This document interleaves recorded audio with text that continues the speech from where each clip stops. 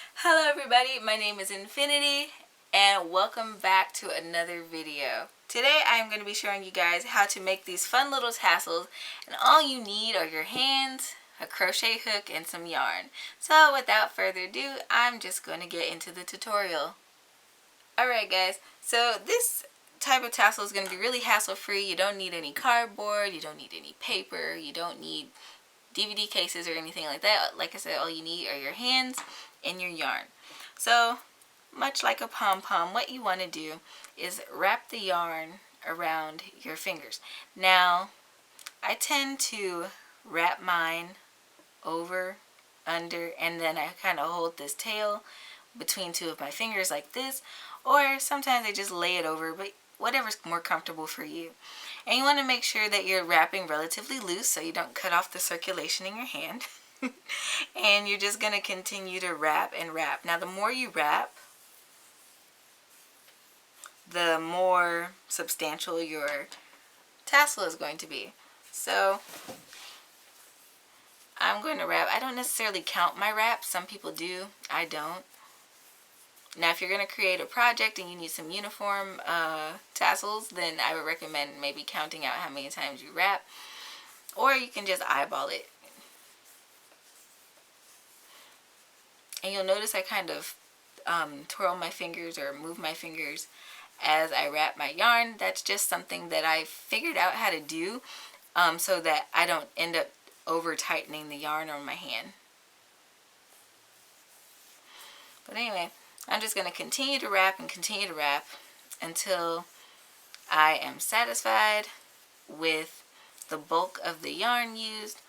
Much like I said, much like a pom-pom. And for the sake of today's tutorial, I think this is good. And I like to stop as I am coming over my hand so that the yarn comes down like that. And now I'm just going to take my scissors and cut the yarn. And I'm going to leave this on my hand. And I'm going to cut a length of string several inches long. Now what you want to do is take the yarn and you're going to end up pushing it under here like this so that it comes out the other side. So you can do this either with your fingers or with a handy crochet hook if you feel like you're going to lose your strand in there. Kind of help pull it through. Alright, now once you have this string on here, it's okay to let this go. Alright, and now what I'm going to do is I am going to tie. I'm just going to tie this down with a knot, pulling really tight. Not so tight that I break my yarn, but tight enough to hold this bunch together at the top. And I'm going to knot it.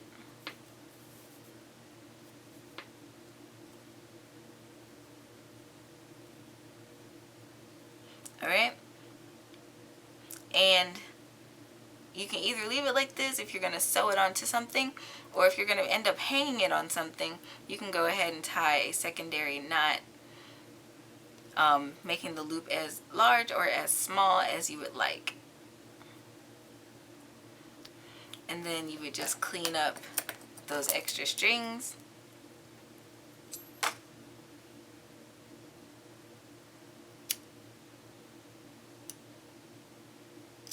Like so. Alright, now what we're going to do, we're going to get our skein over here. We're going to pull out another length of yarn, probably about the same length as the first string that you cut, maybe up to 15 inches. Alright, now we're going to want to make sure that this loop right here is out of our way. So I like to hold my soon-to-be tassel kind of like this, making sure all my loops are going downward.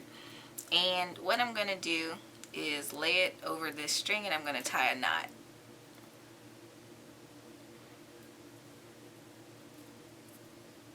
Now some people will place the tassel in the center of this string that they cut. Some people do it differently. I like to do it at the end because I can always hide that beginning string.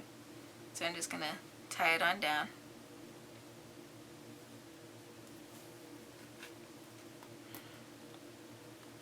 pulling it tight, I'm going to knot it.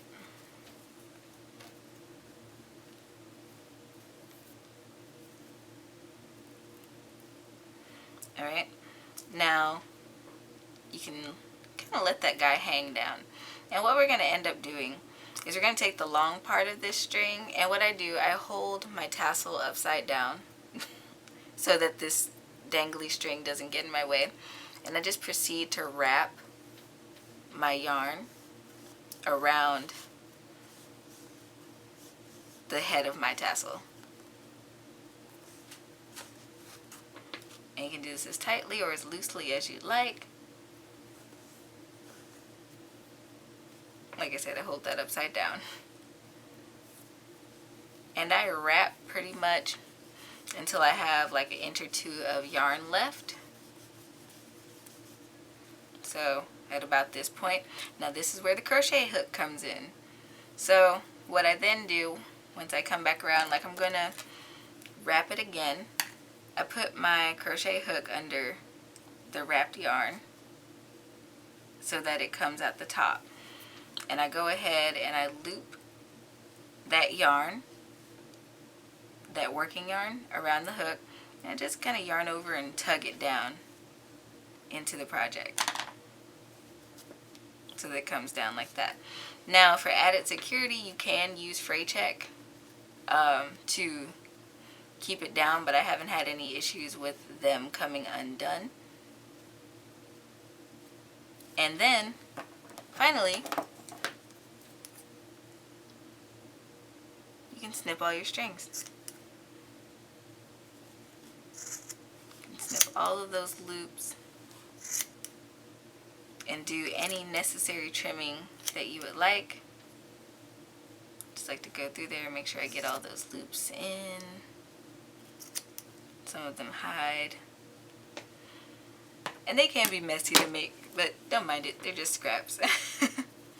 Alright, and this one is in dire need of trimming, so I'm just going to trim.